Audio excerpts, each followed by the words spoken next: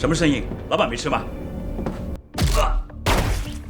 妓女衣衫不整地哭着跑出包厢，门外偷听的日本黑帮成员却全都兴奋地起哄。紧接着，他们的小头目得意地走了出来。此刻，众人都沉浸在对妓女的觊觎之中，完全没有意识到一名杀手正在靠近。对方二话不说解决了正和女扮游戏的看守成员。黑社会们听到枪声后，迅速警惕地抄起手枪，紧接着放出2只猎犬前去探路。可谁知一番探查后，只有1只猎犬跑了回来，它的脖子上竟赫然挂着一枚定时炸弹。不等小头目反应过来，炸弹便轰然爆炸，当场夺走了大部分成员的性命，只剩下苟延残喘的小头目。这时，旧金山令人闻风丧胆的杀手罗格走到他面前，小头目拼尽最后力气痛斥罗格是叛徒，罗格却面无表情，没有半句回应，直接一枪将其击毙，随后果断转身离去，不留一丝痕迹。不多时，警察杰森便带着同事们赶到案发现场。一番仔细搜查后，他们发现竟有一名小弟侥幸存活，可这小弟只会说日语，恰好杰森精通日语，询问案情的任务自然就落到了他身上。然而，无论杰森如何威逼利诱，对方始终紧咬牙关不愿开口。看样子，从他这儿是问不出半点线索了。失望的杰森正准备离开，却突然在地上发现一颗特制的钛合金子弹。他这才意识到，原来杀手就是自己苦苦追查多年的罗格。3年前，杰森还有个出生入死的搭档叫汤姆。那天，他们正打算追捕杀手罗格，没想到罗格的战斗力远超预料。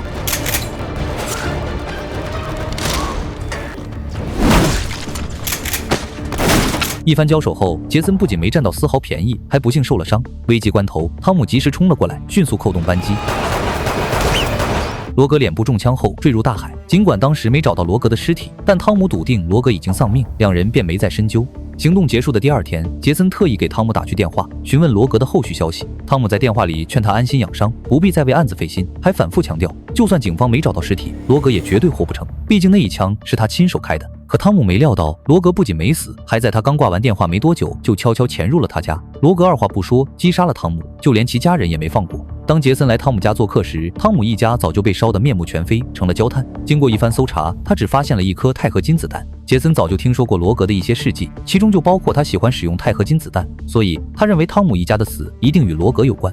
在那之后的3年里，杰森从未放弃追查罗格的下落，可每次都以毫无收获告终。如今罗格再次现身犯案，杰森下定决心将他抓捕归案，以此为汤姆一家报仇雪恨。为了尽快将罗格绳之以法，警局专门成立了专案组，由杰森全权负责所有事务，还特意给他调配了新人小高作为协助。经过初步调查，杰森发现了一个关键线索：罗格原本是日本黑帮的隐藏杀手，每隔半年就会进行一次整容手术。也正因如此，至今没人能确定他的真实样貌。组员有些不理解，既然罗格为日本黑帮效力，为什么要杀自己人？杰森猜测，罗格应该加入了其他帮派，所以他们应该重点关注当地的3人组，因为3人组的老大张力和日本黑帮首领四郎结怨已久。此前，四郎曾血洗张力的家族，抢走了不少传家宝，还将绝大部分传家宝变卖，如今只剩下1对金马，这让张力蒙羞多年。但杰森又强调，他们的目的是抓捕罗格，而非掺和黑帮斗争。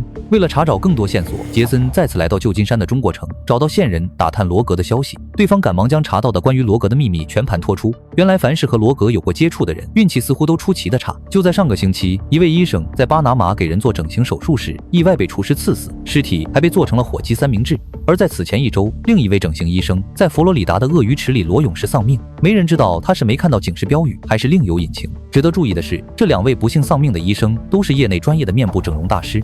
另一边，罗格完成任务后回到家中，穿上精致的西装，拿上自己最称丑的武器，然后驾驶超跑来到张力的庄园。正如杰森猜测的那样，罗格已经化名为肖先生，投靠了张力的3人组。张力对罗格铲除日本黑帮的行动非常满意，为了表达感谢，特意敬了他一杯。不过张力心里仍有顾虑，罗格连四郎都能背叛，难保日后不会反过来背叛自己。 How could one truly trust a man who has betrayed his master? I have no master, so I have betrayed no one. 这番解释让张力暂时放下心来，随后他话锋一转，提起金马，明确要求罗格当晚必须从四郎手中夺回金马，并亲手交给自己。为确保任务顺利，张力还安排了手下大迪和小迪协助罗格，表面上看是增派帮手，实则是让2人暗中监视。说到底，张力对罗格始终没能完全信任。与此同时，绮罗赶回日本，向父亲四郎汇报，称金马已运往旧金山，很快就能对外出售。但四郎担心出现意外，打算亲自赶往旧金山处理金马。运输金马的消息自然也被罗格知晓，他立马安排大迪和小迪做好动手准备。可小迪似乎不太愿意听从罗格的安排。没多久，日本黑帮以运输豪车为幌子，把金马运到了旧金山。但大迪早就收买了当地警察队长，很快警察就在半路拦下了日本黑帮的车队。日本黑帮的小弟还想解释，可警察根本不听，让他们所有人下车，在栏杆前站成一排接受搜身。这些小弟以为只要乖乖配合就能尽快离开，没成想意外很快就发生了。Just wait here for a sec. Let me and the boys clear out. Kido, Mr. Chan sent his regard. 随后，罗格将日本黑帮的车队径直开回张力的庄园，接着从其中一辆轿车的后备箱里顺利找到了目标金马。一旁的大迪见金马现身，当即就想动手将其带走，却被罗格拦了下来。因为此前张力曾承诺，只要罗格帮他找回金马，就会付给他一笔丰厚报酬，所以罗格坚持要亲自把金马交到张力手上。张力得知罗格成功夺回金马后，立刻让人搬来一箱现金，打算作为前期回报交给罗格。另一边，杰森等人也很快接到了日本黑帮成员遇害的消息。赶到案发现场后，经验丰富的他们一眼就察觉这绝非普通的黑帮火并。These guys were the guard dogs. But they left their guns in the cars. There's only one thing that would stop these guys from throwing down. Cops. Guess they thought they were cops.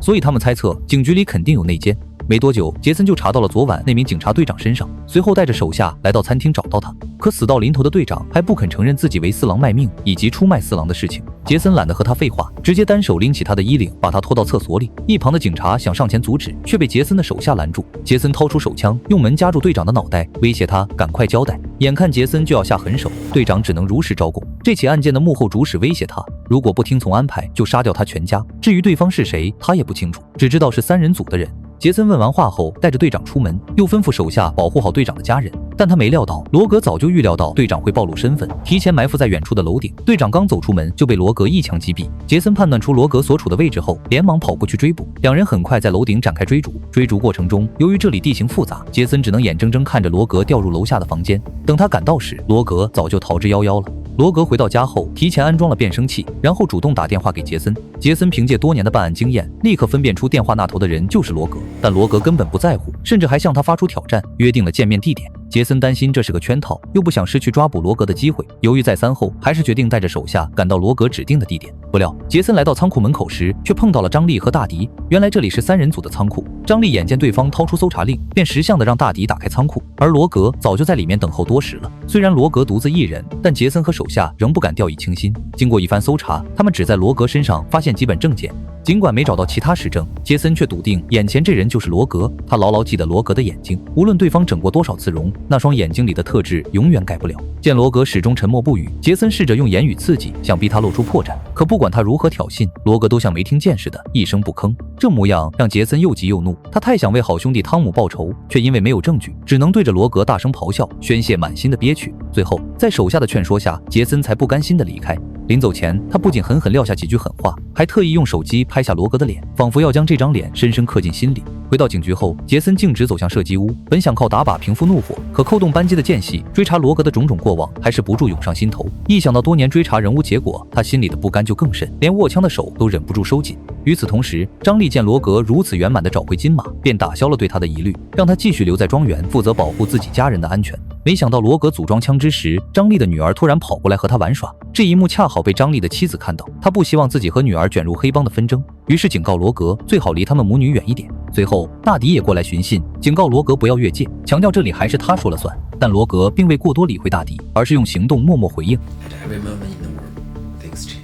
片刻后，罗格戴上头盔，骑着摩托车找到大迪的弟弟小迪，故意上前挑衅。小迪误以为罗格是日本黑帮的人，当即带着手下追了上去，却没料到这正是罗格设下的圈套。很快，罗格就把小迪一行人引到了日本黑帮的地盘，双方一见面便剑拔弩张，当场打了起来。等到混战接近尾声，罗格才突然加入战场，抬手几枪就干掉了小迪的几个小弟。手无寸铁的小迪见状，吓得转身就跑，可没跑几分钟就被罗格追上。直到这时，小迪才认出罗格的身份，知道自己根本不是对手，只能拼命逃窜。但他终究没能躲过，罗格一把将他拽住，先是一脚把他踹到混凝土围墙上，再用刀鞘堵住他的嘴，最后抽出50刀，径直将他捅死。第二天，杰森接到报案，赶到小迪的遇害现场，看到杀害小迪的武士刀上印着四郎企业的标志，他初步断定小迪是被日本黑帮所杀，还推测日本黑帮与小迪所属的三人组很快会爆发大规模火拼。回到警局后，杰森又仔细分析了局势，他认为两大黑帮火拼时，罗格必定会现身，于是立刻安排手下全面做好抓捕罗格的准备。果然，大迪得知弟弟遇害后，立刻找到张力，要求与日本黑帮全面开战。但张力认为现在全面开战风险太大，不愿将家人卷入这场风波，主张报仇之事暂缓，等过一段时间再说。这让大迪十分不满，两人随即发生争吵，而罗格也在墙后偷听了全过程。等到大迪离开后，他才缓缓走出来。张力告诉罗格，三人组与日本黑帮的火拼已无法避免，希望罗格能好好保护自己的妻儿。罗格答应了。 No harm will come to them. 最后，罗格走出庄园，找到准备离开的大迪，借着点烟的间隙，他不动声色地挑拨大迪与张力的关系，还故意劝大迪别丢了家族的尊严，话里话外都在怂恿大迪主动与日本黑帮开战。等罗格离开后，大迪才注意到他留下的火柴盒上印着茶玉茶屋的字样，瞬间反应过来，这是罗格在暗中给自己透露日本黑帮的情报。另一边，杰森的手下小高早已在茶玉茶屋，也就是日本黑帮的据点外布控监视。没过多久，日本黑帮的高层果然陆续赶来聚会。可就在他们谈笑风生时，大迪带着一众小弟突然闯了进来。小高见状，立刻将现场情况汇报给杰森，而杰森也马不停蹄地往茶玉茶屋赶去。大迪一伙人先是冲进厨房，干掉了几名厨师，然后又来到包房外面，端着冲锋枪朝包房内一通扫射，干掉了不少日本黑帮高层。枪声引来了附近的日本黑帮小弟，他们随即与大迪一伙人展开交火。杰森的手下见状，也加入战局，向日本黑帮小弟开火。大迪眼看对手越来越多，便打算撤退。而此时，杰森也赶到了。他先是驾车撞飞了一辆日本黑帮的轿车，然后带着手下冲进茶馆。虽然里面还有不少敌人，但杰森身手不凡，很快又干掉一名日本黑帮小弟。此时，其他警察也赶来支援，没多久就控制了局势，准备将大迪等人抓捕。但没想到现场又响起了枪声。杰森起初以为开枪的人是小高，不料手下却提醒他，小高就在身边，开枪的是其他人。杰森立刻反应过来，这个人就是罗格。在罗格的干预下，茶屋内部再次乱成一团。大迪趁乱逃走，一名日本黑帮高层趁机要偷袭杰森。一旁的手下见状，连忙上前为杰森挡枪。看到手下惨死在自己面前，杰森当场怒火中烧，再也顾不了那么多，直接大开杀戒。尽管杰森赤手空拳，却连续干掉了好几名日本黑帮小弟。紧接着，杰森又为手下报仇，亲手干掉了那名偷袭的日本黑帮高层。